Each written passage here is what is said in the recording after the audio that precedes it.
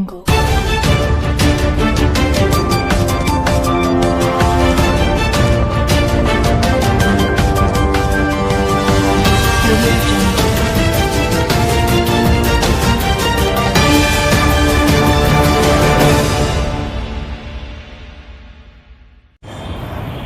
To Kaleshwaram TV.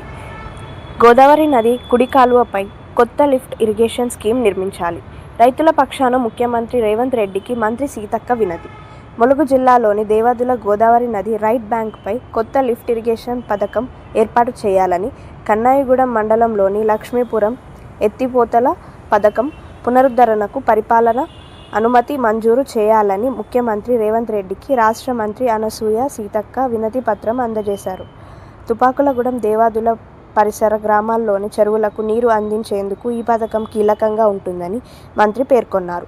Lakshmipuram lift irrigation పథకంలో Sammakka Sagar project head regulator వద్ద Godavari bank వాటర్ను వినియోగిస్తూ కొత్త పథకాన్ని అమలు చేయాలని ప్రతిపాదించారు. ఈ పథకం ద్వారా మొత్తం 920 ఎకరాలకు దీనికి సంబంధించిన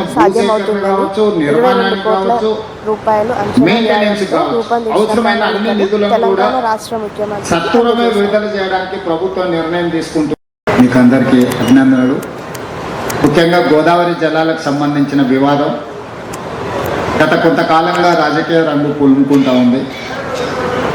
ఈ నేపథ్యంలో నేను స్పష్టంగా సూచన చేయదలుచుకున్నా, మనం కష్టపడి ప్రాజెక్టులు నిర్మించుకొని గోదావరి పరివాహక ప్రాంతాన్ని, ముఖ్యంగా ఉత్తర తెలంగాణను సస్యశ్యామలం చేసుకోవాల్సిన సమయంలో అనవసరమైన ఆరోపణలు, అబద్ధపు ప్రచారాలతోనే తెలంగాణ ప్రజలకు ఎలాంటి ప్రయోజనం లేదు. కాబట్టి దయచేసి ఉమ్మడి రాష్ట్రంలో ఎన్నో సమస్యలను ఎదుర్కొని తెలంగాణ రాష్ట్రం వచ్చిన తర్వాత 10 సంవత్సరాల పరిపాలన అందించిన వాళ్ళు ఈ ప్రాజెక్టులను పూర్తి చేసి ఉంటే మనకు ఎలాంటి సమస్యనే లేదు. ఉమ్మడి రాష్ట్రంలో మన ఆవేదన,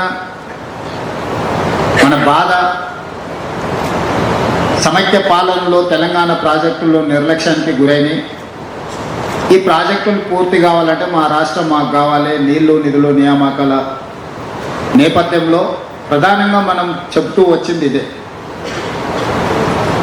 తెలంగాణ రాష్ట్రం ఏర్పడ్డప్పుడు నీళ్లు పుష్కలంగా ఉన్నాయి, నిధులు పుష్కలంగా ఉన్నాయి. చిత్తశుద్ధితోని ప్రాజెక్టులను పూర్తి చేసి ఉంటే ప్రాణహిత చేవెళ్ళ కావచ్చు, శ్రీపాద ఎల్లంపల్లి కావచ్చు, దీనికి సంబంధించిన దేవాదుల కావచ్చు, ఎస్ఆర్ఎస్పి స్టేజ్ 3 కావచ్చు, ఎన్నో రకాల ప్రాజెక్టులు గోదావరి నదీ జలాలకు సంబంధించిన ప్రాజెక్టులను మనము ఈ 10 సంవత్సరాలలో పూర్తి చేసుకొని 967 టీఎంసీలను మనము వినియోగంలోకి తెచ్చుకొని ఉంటే ఈనాడు వరద జలాల మీద కూడా మనం వాటా అడిగి వరద జలాలకు కూడా అవసరం అనుకుంటే దక్షిణ తెలంగాణకు సంబంధించి కృష్ణా పరివాహక ప్రాంతానికి కూడా గోదావరి జలాలను తరలించడానికి అవకాశం ఉండే. కానీ పుష్కలంగా నిధులు అందుబాటులో ఉన్నప్పుడు కూడా ఆలోచన విధానంలో ఉన్న లోపాల వల్ల కేవలం గోదావరి పరివాహక ప్రాంతం మీదనే, గోదావరి నది మీదనే కాళేశ్వరం ప్రాజెక్టుకే 1,02,000 కోట్ల రూపాయలు ఖర్చు అయినాయి. కానీ ఏ ఒక్క ప్రాజెక్టు పూర్తి కాలే.